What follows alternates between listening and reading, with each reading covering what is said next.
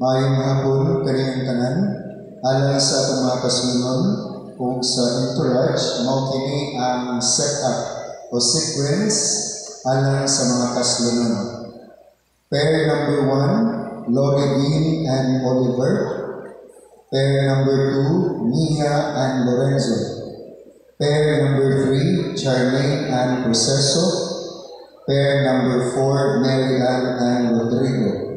Pair number 5, Mars, Angeline and Roberto. Pair number 6, Daisy, Chris and Ronel. Pair number 1, 2 and 3, di ako diri nga side. Pair number 4 to 6 at mo dito nga side. Atong sugdan karon ang processional.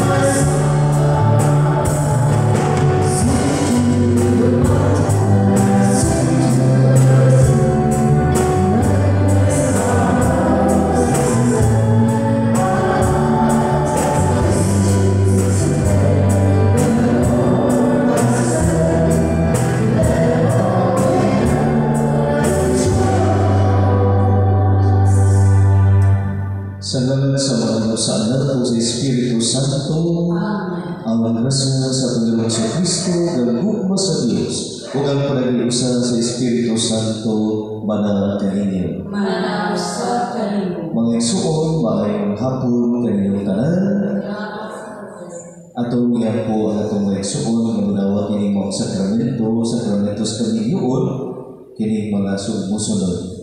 Loribel and Oliver, Mia and Lorenzo, Charming and Proceso, Mary Ann and Rodrigo, Mars, Angeline and Roberto, o Daisy, Chris and Rodel.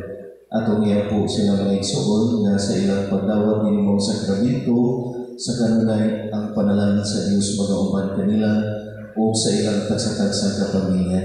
Atong iyan po nabubuan sila sa Ginoo sa grasya sa paglamutay, labi na ngayon ang pagpuyok na matinudaanon nini maong matang sa kinabuhi na ilang gisubay ang kinabuhi sa Ginoo. I will also thank in this Holy Celebration of the Eucharist Ate Berlin Lazarte and family and company sa tanan na naglihok alang sa pagpusan ng maong kasaulugan. We ask the Lord to bless them in hundredfold in return sa ilang pagmamagihatanan o sa ilang pagpaningkamot for the realization of this somehow historic event sa kinabuhi sa atong mga igsuon na madawat sa sakramento sa kaninyoon karunadawan. Busa ang igsuon ang mga kita ang sa pagsaulong dili santos nga misa ato karon sunan ang atong mga saman.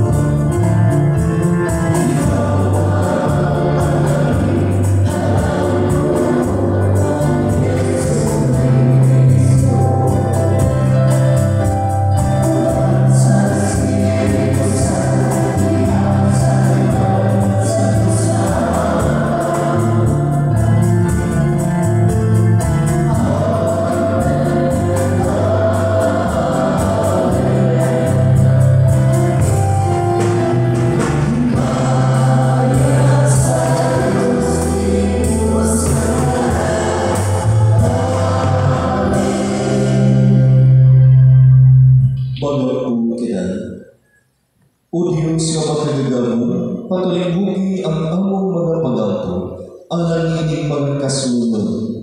Nga nakaroon dinhin ining adlawa, aron mahiusan nga sa sakramento sa Panginoon, dugang nga Ginoo ang ilang pagtuo kanimo o sa usan-usan o pinagi kanila, mga panalangin uta ang imong simbahan o mga anak nga Kristiyanos. Kini nga mga pangayo, pinagi sa mong sa Kristo yung mga anak nga buhyong hariawan kanimo, diha sa kayusa sa Espiritu Santo, Diyos nangtod sa kahaturan. Amen. Balik-balik. Pagbasa gikan sa basahan sa Henesis. Unya mingon ang Dios. Buhaton nato ang tao sama sa atong dagwan.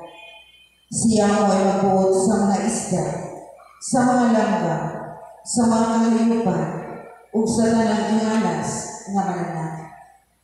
Busang ibuhat sa Dios ang tao, lalaki o babae, sama sa iyang dagwan, ug ipanalangina niya sila. Mingon ang Dios. Panganak ka mo daghan, aron malukot ang kalibutan sa inyong mga liwat, ug sila'y magbuot niini. Kamo'y magbuot sa mga isda, sa mga langgam, ug sa tanang ihalas nga mananap. Nakita sa Dios na maayo ang tanan iyang nabuhat, ug nalipay kayo siya. Bilabay na usab ang kawabion, ug miabot ang kabugtagon, ug kadto maong ikauno nga adlaw. Ang pulong sa Ginoo. Salamat sa Diyos.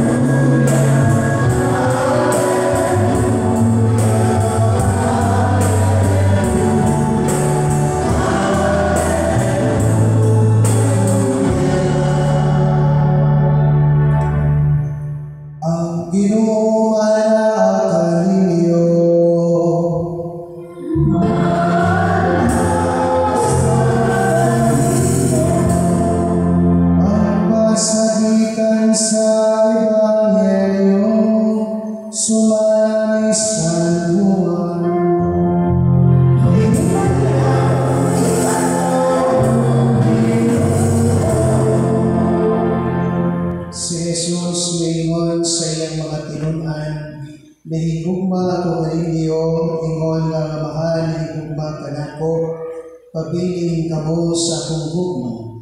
Kung tumano ninyo akong mga sugo, magpabiling kamo sa akong gugma, ingon nga ako nagtuman sa mga sugo sa akong amahan o nagpabiling sa iyang gugma. Gisultihan ko kamo niini, aron labat ko na ninyo ang akong kalipay, o mahimpit ang inyong kalipay. Kini mawang akong sugo, pag higugmaay kamo, ingon nga ako na higugma kaninyo. Ang Ebanghelyo sa Ginoo.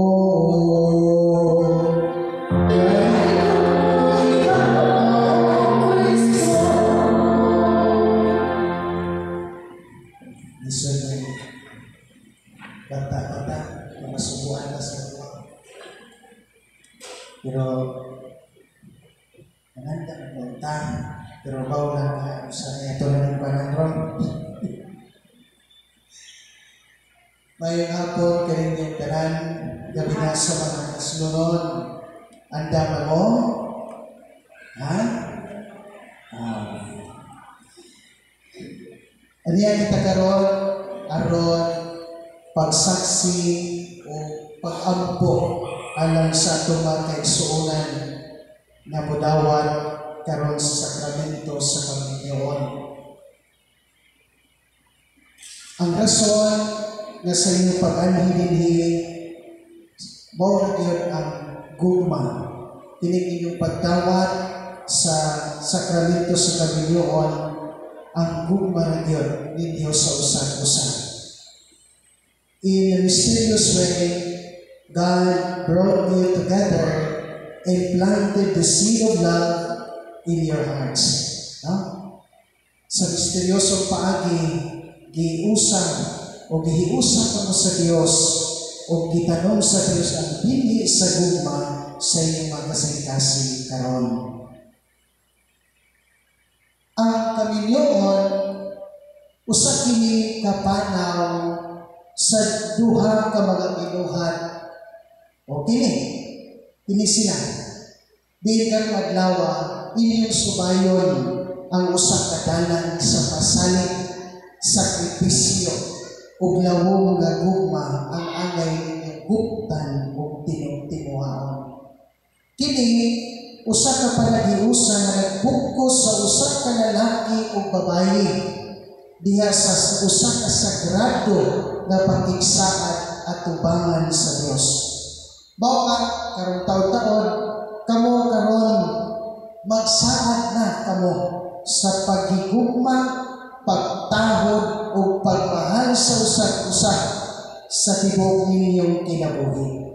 O ginamdumi ninyo that marriage is not just a contract. It is a sacrament, a covenant with God. Ang pagkiksaad sa kaninyoon tali sa usa ka lalaki o babayi dili mabungkag. Kini usa ka permanente nga panagiusa nga gihimo ninyo atubangan sa Dios. Bisan pa man natawo kamo sa lain-laing gikan sa pamilya, nagdako kamo sa lain-laing mga adunay lain-laing mga kinaiya o mga sumbanan sa pamatasan o lain-laing mga opinyon sa daghang mga butang apan bisag apan kinsa pa siya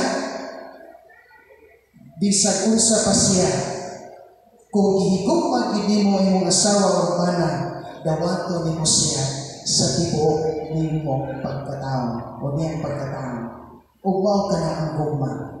Busa pinamdumi ninyo usa ka kini ninyong bana, usa ka gasa gikan sa Dios alang sa imong pagtubo ngadto sa kaipitan sa imong kinabuhi. Ug ikaw ug balaki pinagdumisa na kini mong asawa usa ka gasa gikan sa Dios alang sa imong pagtubo ngadto sa kaipitan sa imong kinabuhi.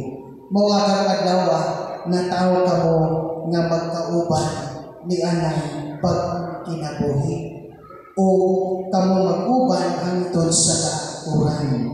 O walay gabahanan nga tao diri sa kalibutan ang makapabulag kaninyo ang gihiusa sa Ginoo. Mga igsoon, nini nga tuli sa ulo karon kini magpakita kanato nga ang sakramento nagpamatuod sa dupa ni Kristo di sa iyang simbahan. Sa iyang gihalat ang iyang kaugalingon alang sa iyang katawhan o diha sa iyang walay panig-ignan, pagpilit o walay kahadlok. That this love, therefore, is a self-sacrifice love. Sacrificial love, rather. It is a sacrificial love that is rooted on the cross. Love that is a self-giving love pattern after the cross. Paul does not define love as a rush of romantic hormones. Instead, love here is a self-sacrifice of yourself for your beloved. Kung tayo mo si San Pablo sa iyang sulat sa taga-Korinto, asa na ito? Ang gugma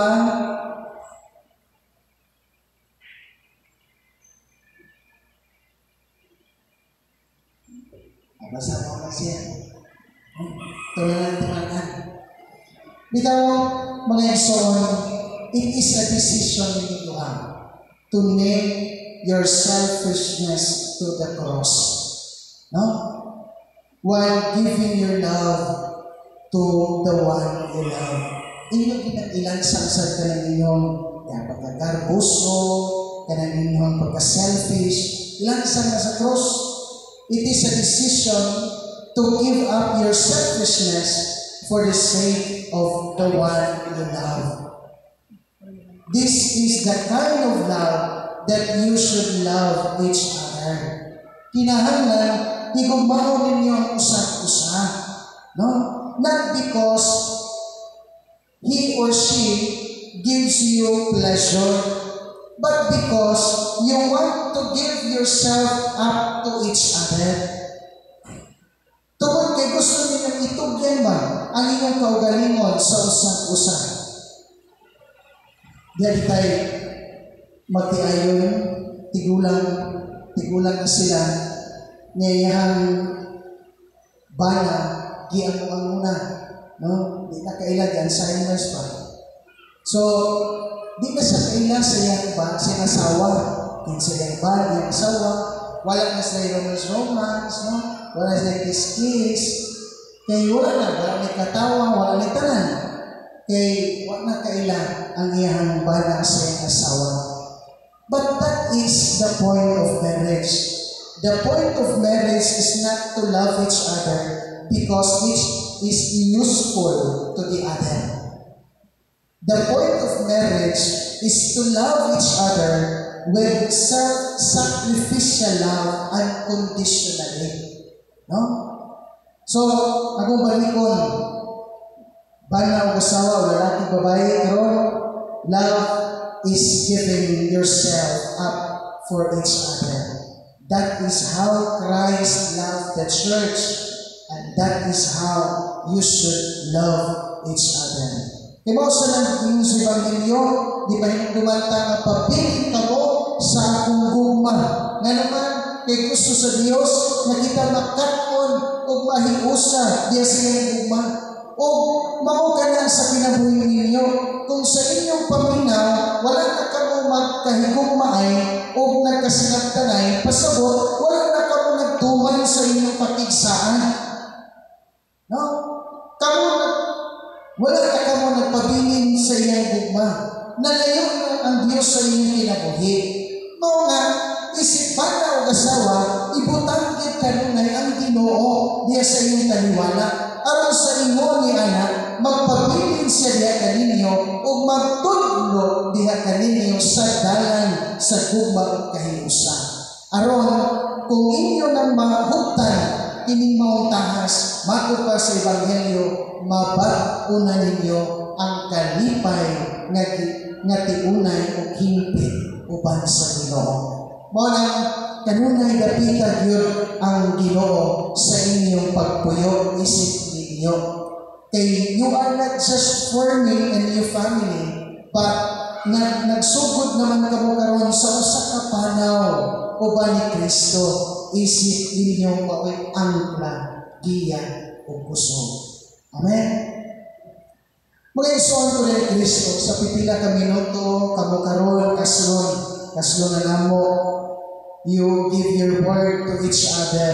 Diya sa pag-ingon bitaw nga, for better, for worse, for richer, for poorer, in sickness and in health, all the days of your lives. Hinumdumin ninyo nga this word you are giving to each other is not just a word, but a solemn promise, a vow before God. No? Usap kini kasunet ni nga patigsaan, panaan at ibangan sa Ginoo. O nagpasabot nga ang patigsaan sa Kaminoon, dili niyon mabungkad. Ingon nga ang patigsaan ni Kristo uban sa simbahan, dili mabungkad. Mausap ang patigsaan sa Kaminoon. Busa ang Kaminoon, mao ang pagtuman sa patigsaan. Ha? Marriage is not just about keeping the fire of love burning. It is about keeping covenant. Kini may tungod gyud sa pagtuman sa patigsaan. Busa kung moabot ang adlaw nga kamo mag-away sa usag-usa, hinumdumi nga inyong Kaminoon nagtuman mo sa inyong mga saad. No? Kung ikaw lalaki, tanaw ni mo sa iyong asawa nga murag ning dako na nga murag baril na katambo, o ikaw kung babae, tanaw ni mo sa iyong asawa di na manguhig init kagabi, hinumdumi ninyo nga ang Kaminoon na yung gisaaran ninyo nagtumanon, bisan wala na usahay nga murag wala na yung naging labing. No? Muna yung hinumduman, ikaw lalaki, sa dili pakamutan ng layang babae, hinumdumin niya yung Kaminoon sa kapatigsaan. O ikaw sa babae, sa di pakamutan ng layang laki, hinumdumin niya yung Kaminoon sa kapatigsaan. No? Marriage is about keeping covenant. Mga igsoon, labi na sa mga kasulong natin din, adlaw-adlaw nga pagkamaunungon sa tinuod nga mahagiton. Daily fidelity to authentic love is challenging. Mao bitaw nga daghang mga Kaminoon karon ang napakyas ug ngano nga daghang mga broken families karon. Somehow our society has bought into a notion of fairy tale love. A love that is only and always bliss. Usa ka tanaw na to ang gugma murag kalipay ba nga dulaan nato. No? Palangi-langi. Wala usahay sa tanaw sa gugma. Apan wala yung bisan unsa sa kasaysayan sa kaluwasan nga naghatag sa mga ideya sa gugma. There is nothing in the history of salvation that gives such a notion of love. Ang Kristohanong Kaminoon, kinahanglan kanunay nga nakagamot din sa Diyos. Nakagamot sa matubsanong gugma ni Jesucristo. Di palayuhan sa inspirasyon o pati pagkamatinuanon sa Balang Espiritu. Tungod kay di anak, kita nagpuyo pa man sa usa ka mapintas o mabangis na kalibutan. Usa ka kalibutan na tinihimpit. Mao nga nakinahanglan kita sa kaluoy o gugma sa Dios sa atong kinabuhi. Ilabi na diya sa kinabuhi ninyo. Ang kinabuhi ninyo adunay mga uswat, pag-uswat o kagulanan, ups and downs. Apan ang Dios nag-uban kaninyo sa matag mundo. Tungod kinasayod ang Dios nga adunay mga pagsulay bisan ang panagsa nga mga kapakyasan sa gugma, dili rason nga maingon dayon ta nga muud ugdan nako, mupiyak nako nimo, di nako, kinawan-an nako kana natong duha. Pinunuan, mao kini ang tugma o mga higayon aron kamo makaanggo nga dili kamo makahimo o magsalig lang kamo sa inyong kaugalingong puso o kapasidad. Kung dunay mga kakulangon kaninyong duha sa inyong kaminyoon, kinahanglan nga mudangob kamo sa Dios aron paghatag og unsay kulang diha kaninyo. This is precisely how Tobiah and Sarah begin their married life. There's the Old Testament. By turning to God in prayer, asking God to keep them safe from the forces of evil. They ask for God's mercy and blessing. No, they acknowledge God as creator of all and ask that He bring forth children from their love. Tobit 8:4. Ayaw gid ninyo tuguti ang bisan kinsa o bisan unsa nga makalapas nga patigsaad ninyo. Kay kamo misulod pa nini sa gradong panaghiusan busa inyong katuyuan sa Panginoon mao ang pagtuman sa patigsaad. Cover your marriage with prayer. Ask and it will be given to you.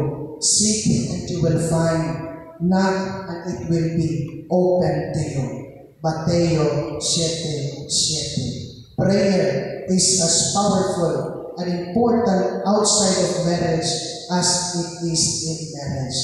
Never allow anyone or anything to break that covenant. Your purpose in marriage is to keep covenant.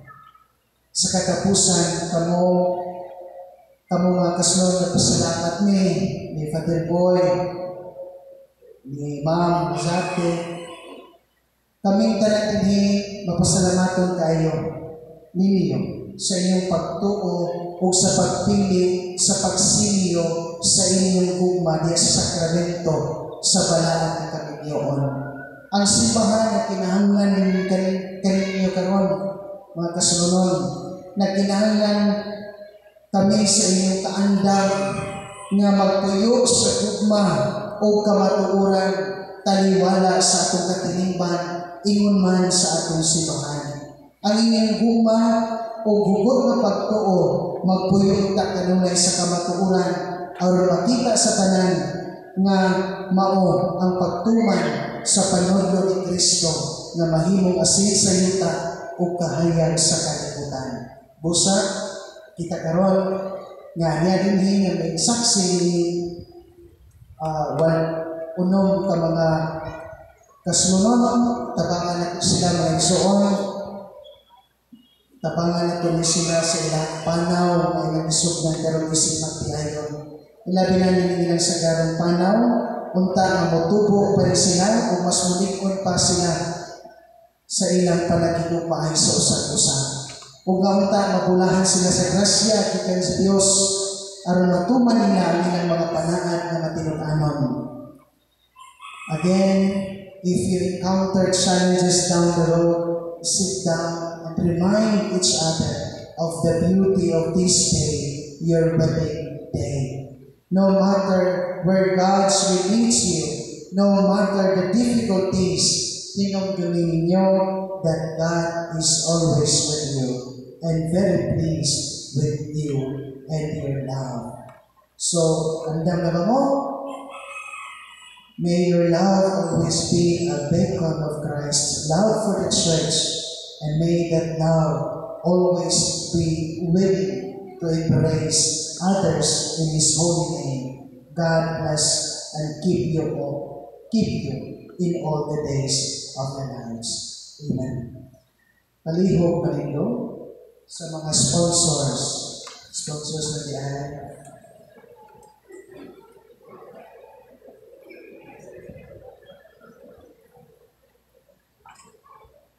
Ako sa ihagiw ang mga kasunod sa pagpamalo o apela ang mga sponsors, apela ang ginikanan, Mga bilahan mo iyamot nga magkasunod, Lorebe o Oliver, Mia o Lorenzo, Charlene o Proceso, Mary Ann o Rodrigo, Mars Angeline o Roberto, Daisy Chris o Gronel. Ano yung makarundihin ang paghimpit sa bukos na walay pagbadbad sa inyong kugma at tumangan sa simbahan? Nagapasalig ako karon kaninyo sa mga pag-ampo sa akong katilingban aron ang Diyos mo bukbo sa iyong daghang mga panalangin o butabang kaninyo diha sa pagtuman sa mga tungganan sa Kaminoon. O kamo karon mga igsuon, ginikanan, mga sponsors, hayuon ko kamo sa pagtabang kanila pinaagi sa inyong mga pag-ampo o pagdamat kanila nga bagong kinasal diha sa atong katilingban Kristohanan. Mga kasunod, hayuon ko kamo karon sa pagtubag sa tinuuray ni ining musulod nga mga pangutana. Ngadto sa mga asawanon, to the bride, Lorraine, Mia, Charlene, Mary Ann, Mars Angeline, o Daisy Chris, mianhi bakamu sa inyong kabubuton aron pagputos kanunay sa inyong kaugalingon diha sa pagigugma o pag-alagad sa inyong banal. Kusga ang inyong tubag, palihog o panray. Ngadto sa mga banal, Oliver, Lorenzo, Proceso, Rodrigo, Roberto o Gronel, miani bakamu sa inyong kabubuton aron pagputos kanunay sa inyong kaugalingon diha sa paghigugma o pag-alagad sa inyong asawa o kaya. Tumanon ba ninyo, mga kasunod, ang pag-agap sa mga anak nga ihatag kaninyo sa Diyos ang mahimong mga maayong Kristiyanos? Sige daw, pagkatumangan mong tunga. And at this time na nagsuot, let us witness their first kiss karon nga bago nilang ginawa ang sakramento sa Kaminoon. No? So, pilang ka seconds, mga 3 seconds, 4 seconds, kamo na yung mahala, no?